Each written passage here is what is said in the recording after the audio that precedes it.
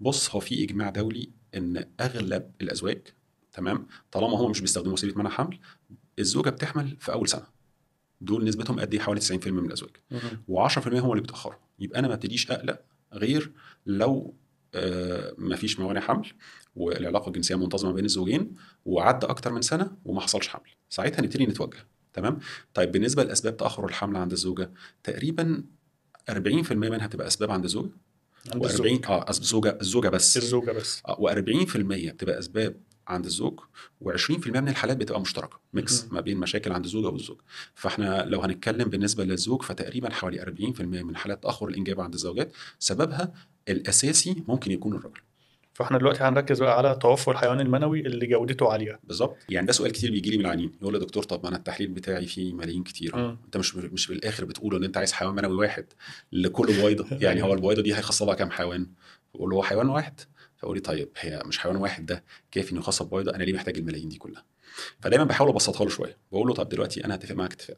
الحيوان المنوي ده حجمه صغير جدا جدا جدا، وانت عايزه يقطع مسافه طويله قوي، ان هو الانزال بيحصل في المهبل عند الزوجه، مهم. فانت مطالب منه ان هو يكمل المسار في المهبل، يدخل من عنق الرحم، يدخل في تجويف الرحم، وبعد كده يكمل في قناة قناه فالوب عشان مم. يقدر يقابل بيضه. المسافه دي مسافه بالنسبه لحجم الحمل المنوي مسافه كبيره جدا. فلو جيت عملت معاك اتفاق دلوقتي، قلت لك ان احنا هنعمل سباق من اسكندريه لاسوان، تمام، احنا في الاخر عايزين واحد يكسب السباق، صح؟ مم. طيب لو ابتدينا بواحد بس، الاحتماليه انه يكمل ويوصل معاه لغايه اسوان قد ايه؟ قليلة جدا. طيد لو ابتديت ب 10، عدة هتزيد 10 أضعاف. هتزيد شويه. مم. طب لو 100؟ يعني 100 ضعف طب الاحتمالية لو قليلة. هنتفق بقى على 1000، هنبدا السباق ب 1000 متسابق.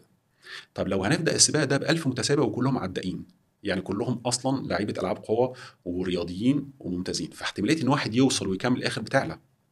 عشان كده انت محتاج عدد كويس من الحملات المنويه وجوده كويسه للحملات المنويه. عشان كده كل 10 سنين منظمه الصحه الدوليه بتنزل حاجه اسمها WHO مانوال. ده المفروض في الجايد لاينز بتاعتنا اللي احنا نقدر نشتغل بيها، امتى اقدر اقول ان التحليل اللي قدامي ده كويس وامتى التحليل ده اقول وحش. المانيوال ده بيتعمل له ابديت كل 10 سنين، تمام، عشان نبقى اب تو ديت وعارفين الوضع الحالي على مستوى العالم احنا ماشيين ازاي. طب احنا كده اتكلمنا على الوضع الطبيعي للصحة الجنسية للرجالة من ناحية التحليل اللي احنا بنقراه. اللي مش طبيعي بقى ايه؟ اللي مش طبيعي اللي هي ان يحصل تغيرات تحت الحد الادنى في التحليل ده. يعني ايه؟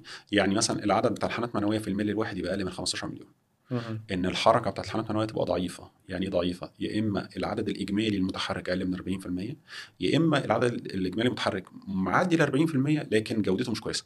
يعني حتى درجه الحركه كمان بنقسمها درجات، في اللي هي فاست بروجريسيف اللي هو سريع للامام، مهم. وسلو بروجريسيف هو بيتحرك للامام لكن بطيء شويه، مهم. في بقى اللي هو سلاجش اللي هو بيتحرك في مكانه، او مم. سيركلر بيحاول يتحرك حوالين نفسه. تمام. فجوده الحركه كمان مهمه. ارتفاع نسبه التشوهات، يعني احنا في الجايد لاين الاخيره مسموح ان احنا في حاجه اسمها ستريكت كروجر كرايتيريا اللي بنشتغل عليها، ان احنا بمعنى. دي ده س- عالم مم.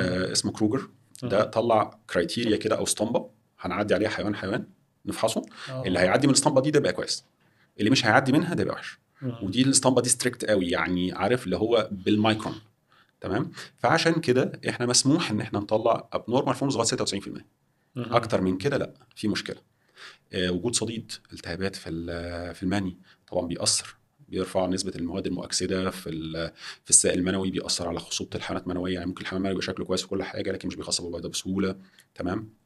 دلوقتي كمان حتى ممكن البارامترز دي تبقى كويسة، لكن الدي ان ايه او المادة الوراثية اللي شايلها الحمل المنوي نفسها ممكن تكون متأثرة. مهم. فيبقى شكلا ان الحيوان المنوي سليم وكل حاجه تمام، لكن الحيوان المنوي نفسه ما عندوش القدره ان هو يكون جنين سليم. عشان كده بيحصل مثلا حالات ميسكارج او اللي هو سقط. السقط في الاول فتره اللي هي مم. اول شهر شهرين دي. كنا بنقول ان هو وظيفه الحيوان المنوي يحصل حمل.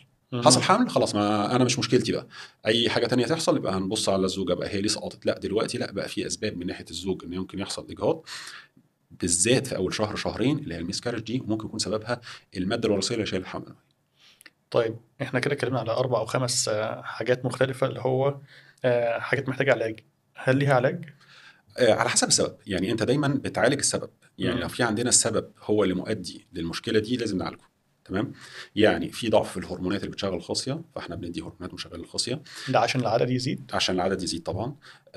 لو في نقص بعض المواد المهمه لحركه الحمل المنوي احنا بنديها من بره. مهم. لو العيان عنده مرض معين زي الدوالي مثلا هي اللي مأثره ومسببه الموضوع ده، فاحنا بنحاول نعمل لها جراحه ان احنا نربط الدوالي دي عشان نحسن من جوده الحالات المنويه. لو انا عندي التهابات وعدوى بكتيريه موجوده في الجهاز التناسلي فانا محتاج اعالجها الاول عشان احسس من كفاءه السائل المنوي. فانت دايما بتعالج السبب المؤدي للموضوع اللي عندك ده. مهم. تمام. وبعد كده نبتدي بقى نحسن جوده الحالات المنويه من حيث العدد والحركه عشان يحصل حمل بسهوله ان شاء الله.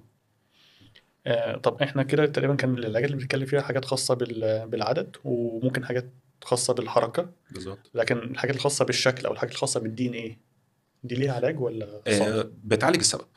مم. يعني ايه؟ يعني في حاجات تقدر تخلي العين يبطلها زي التدخين. تمام. واحده من اشهر الاسباب اللي بتؤدي لارتفاع نسبه التشوهات وتكسير الماده الوراثيه. مهم. تمام. الدوالي واحده من الحاجات اللي ممكن تسبب الحكايه دي.